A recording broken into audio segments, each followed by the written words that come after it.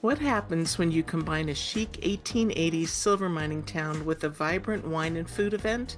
You get the Park City Wine Festival happening October 2 through 4, 2025 in Park City, Utah. We're doing double duty today, combining the In Good Taste Denver podcast and the Real Food Traveler podcast with my guest, Kristen Slater, who's the event director for the Park City Wine Festival and CEO and co-owner of Team Player Productions. I'm Courtney Drake McDonough, the publisher and managing editor of both the In Good Taste Denver blog and the RealFoodTraveler.com digital magazine, and the host of this joint podcast. Kristen, welcome to this special episode. Thank you so much for having me. We're thrilled to be here. Now, you and I were talking before we hit record that it's a stormy day here in Colorado. Feels nice and crisp and fall-like, which is very suitable since your event is going to be in early October in Utah, and hopefully it's going to be a magnificent fall there and just a lovely time of year. It is. The leaves change a little bit later there, so it's really cool to kind of get the fall in Colorado and then go to Park City and get it all over again in the mountains there. It's really beautiful. That's an excellent point. So we're doing this as a combined podcast because for people in states near Utah, like I am in Colorado, getting to the Park City Wine Festival can be as easy as a really quick flight or a doable, just a little bit over a half a day drive. And for everyone else around the country and internationally, it's a great event worth traveling to because not only is the event great, but the destination and setting of Park City, Utah is too. So let's now talk about the upcoming Park City Wine Festival. Tell us, overall, what's the event about? We really are just highlighting the food and wine in Park City. We have wineries from all over the world, which is really fun, that are all coming for this event. We're highlighting local restaurants and really getting into the flavors of Park City and their phenomenal restaurant scene, along with just, the general splendor of Park City and the fall atmosphere that we were talking about there. So it really is a perfect culmination of all of those things. Now, your company, Team Player Productions, is Colorado based, and you put on some really great events here that are very well known. What led you to venture to Park City for this event? Yeah, so this event actually started before I owned the company with my husband, but this event started many, many years ago. We took it over in 2019, which was a bad year to take it over with 2020 around the corner. But it has been really great to see like the restaurants coming back in Park City. We specialize in food and wine events in Colorado, so we do a very similar event in Vail, in Breckenridge, also in Big Sky.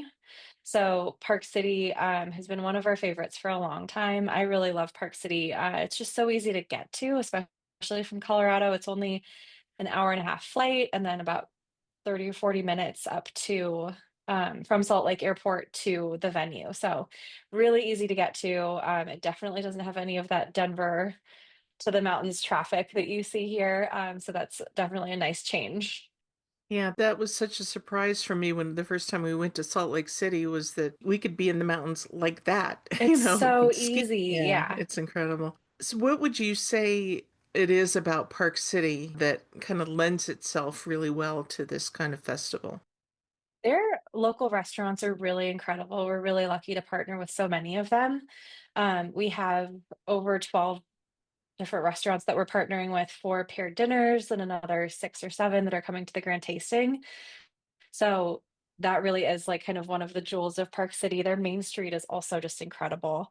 That's one of like my favorite parts of going to Park City and producing this event is just their main street's really it's beautiful. It's so historic. There's some really cool stuff happening there, really great shopping. So it's more than just the restaurants. As a mountain town, it really is so beautiful. Jumping ahead of myself a little bit here because you were generous enough to provide us with promo codes both for In Good Taste Denver and for Real Food Traveler to get $10 off any grand tasting tickets. So, and that's one of the big all-inclusive events that you offer with the Park City Wine Festival. Can you tell us what that's like? What happens when you do that event? Yeah, so the grand tasting, it is all inclusive. So all of your food and drink is included. You won't pay anything on top in additional to the ticket. There's live music. We have over 50 different wine booths happening there with over 250 different wines to taste, which is really exciting. A lot of them also, if you're from Utah, aren't available in Utah. Readily, so we ship them in special for the event, which is really cool. We'll have over 10 different restaurants who are serving food at the grand tasting. So we call it a walkabout tasting. So you really get to kind of choose your own adventure. We have a lot of people who, pick like, oh, I want white wine today, or I want red wine, or I only want to do wines I've never tasted or international wines. So I think the grand tasting's kind of my favorite because it really is like a choose your own adventure. You really get to get into the wines that you love, and that doesn't have to be something that the rest of your group loves. Whereas like if you were to go to a restaurant, you're really committing to like one bottle of wine, or you want to get something that everyone likes, you can really be together but not have it drinking the same wines while you're at the grand tasting. That's a really good point. Great way to look at it. And where in Park City is the event held, especially the grand tasting? Because I know the restaurant events kind of move around to different locations, but what about the grand tasting events? The grand tastings at Canyons Village. So a lot of our larger tastings happen kind of within the Canyons Village area. We also have the Best of Fest happening at the Pendry Park City, but the grand tasting is all outdoors in the beautiful Pendry Plaza. It's really central, so like there's a lot of hotels around. It's really easy to access. They have a stage built in there. It's just a really beautiful outdoor venue. So you get the fall colors alongside all of your wine and food for the day. Wonderful. Since you've been doing this since 2019, do you have any kind of insider tips for how people can really make the most of the festival? Things they might not know about if they've never been. Yeah, absolutely. I like to tell people if they want to just kind of schedule one wine event per day. We have over 25 different events happening throughout the weekend, but if you do more than one in a day, it can get a little bit intimidating or like just a little too drunk, you know. We want to make sure you can enjoy all the wine. So kind of focusing on one event per day, while also filling in with some of the other great Park City activities that there are. So Thursday we have our paired wine dinners, which are phenomenal. We have 10 of those dinners happening around Park City. They each have a different theme, they each have a different winemaker, and you really get to see the passion come through with the chefs creating a meal just for that night. Always off menu. It's always with a wine partner. And it's really fun to see them get creative in their space. So those are definitely the highlight of Thursday. Friday, we have the grand tasting or Best of Fest as a larger event. But then we also have like you can go on a hike with a winemaker and then have a paired lunch with them after. We have several different lunch options on Friday as well. And then Saturday we have lunch options as well as the grand tasting. My personal favorite day to do the grand tasting is Friday, just because it's kind of the VIP without paying for it, kind of insider tip. It usually doesn't sell out on Friday, whereas it will on Saturday. So you're kind of getting a more exclusive experience at the festival without paying for that intimate level. That's a great tip. What about super practical things like what kind of footwear you should wear? Like this is not an event for stilettos. Absolutely. Definitely not. So the whole event is outdoors. So we do recommend more practical footwear. It's also October in the mountains, so it can get a little chilly. We usually recommend, light layers, um, comfortable footwear, definitely. Keep an eye on the weather. We have had rain before, but knock on wood, we usually have great weather for this weekend. Um, Otherwise, just remembering that you're at altitude still, making sure that you're hydrating, that you're eating before you go. There's plenty of food at the event, but just creating that base layer. Right, right. And sunscreen too. Sunscreen, Yeah, definitely. yeah, definitely. Okay, great. What goes into planning an event of this scale? I can't even imagine. I mean, especially since you're bringing in so many wineries and winemakers and you're including all these different restaurants and their chefs and who maybe have their own ideas about what they want to cook. How do you put all this together? Yeah, absolutely. Coming up with the paired experiences is our team's kind of favorite. It's kind of like putting together a puzzle.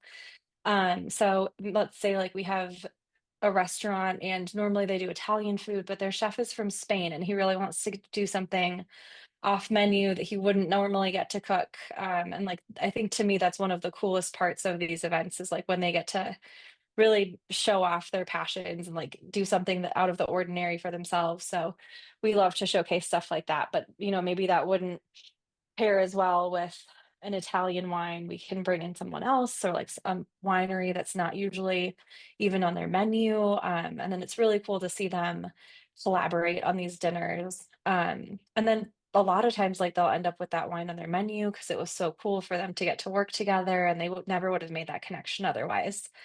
But otherwise, we're bringing in wineries from all over the world. Utah being a control liquor state is definitely more complicated than our Colorado or Montana events. We actually have to order every single bottle through the state liquor store. Whereas like it's just really different rules in Colorado. So it definitely complicates things on that end. It elongates the planning process for us, but it does make for such a spectacular event and like very intentional and purposeful that everyone is really committed to being there, which is really cool. Wow, that's fascinating. I knew that about Utah, but I hadn't really thought about that in terms of you procuring the wines too, that you have to do that. Yeah, Yeah. definitely. If you haven't been to Utah before, there's definitely a lot of strange liquor laws. Make sure you bring your ID with you everywhere. They don't care if you look over 75, they want to check your ID. Many bars and restaurants will also scan your ID.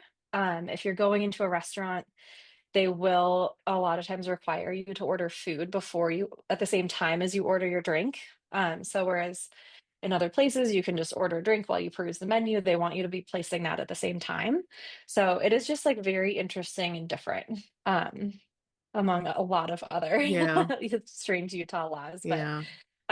we're happy to work within those, and it is, it adds variety to our lives. Right, right. It's worth the extra hassle, because Salt Lake City is beautiful and itself, Absolutely. yeah, and Park City's just so easy to get to from there, and Salt Lake City is where you're going to fly into.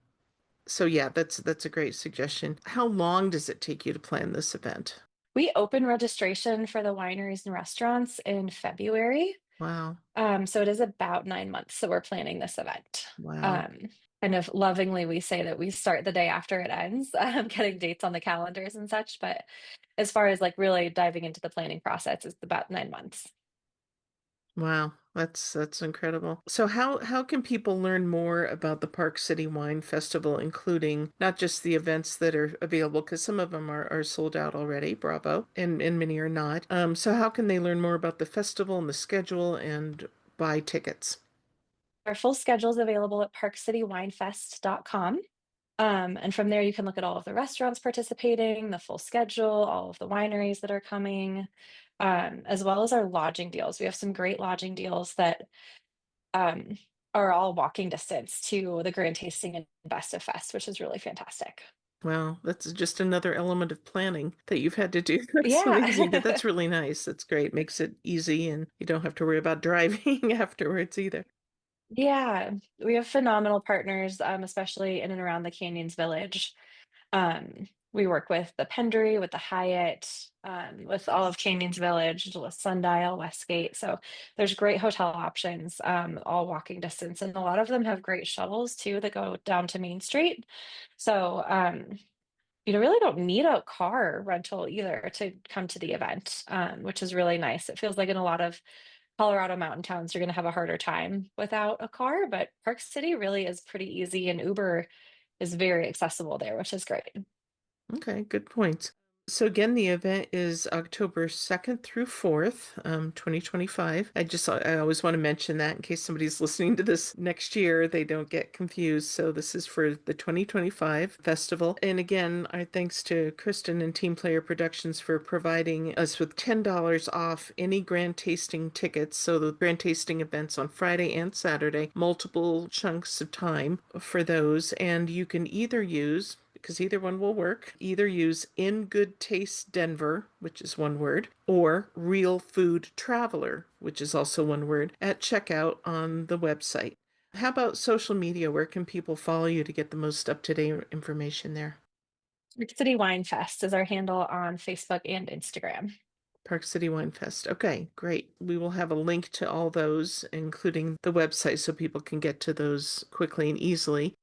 Is there anything else you want us to know about before we make plans to go? Absolutely. No, we're just so excited to have all these winemakers and restaurants involved. It really is so fun to see them get excited about their job and putting their best foot forward on things that they're passionate about. So I think that's what I'm most excited for the festival. Definitely, definitely. Well, I can't wait to go back to Park City, and I've never attended your event, so I'm excited to partake of it. We'll be there We're and excited to host you. yeah, and we'll be there doing some live coverage so that people can get a sense of what it's like, and if they have to miss it this year, they can definitely make plans for next year. So we'll end right there, and I will say that we already have articles on both ingoodtastedenver.com and on realfoodtraveler.com that give some essentials or about the festival and the events within it.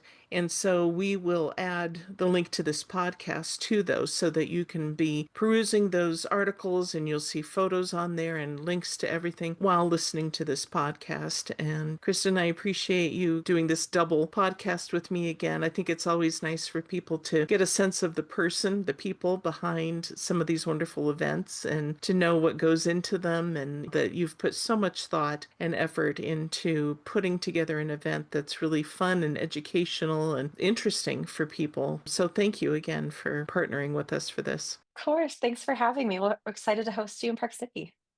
Yeah, it'll be great. The In Good Taste Denver podcast and the Real Food Traveler podcast are both available on iTunes, Spotify, iHeartRadio, Overcast, Amazon, YouTube, and pretty much anywhere you like to listen to podcasts. And they're both podcasts are also available through our respective websites, ingoodtastedenver.com and realfoodtraveler.com. Until next time, whichever podcast you usually listen to, we look forward to talking to you again, and we'll see you next time.